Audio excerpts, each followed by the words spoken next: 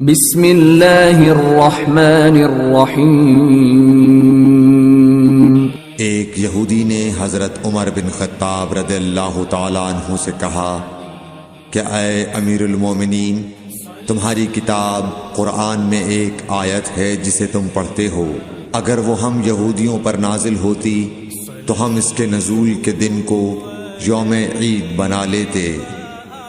آپ نے پوچھا وہ کون سی آیت ہے؟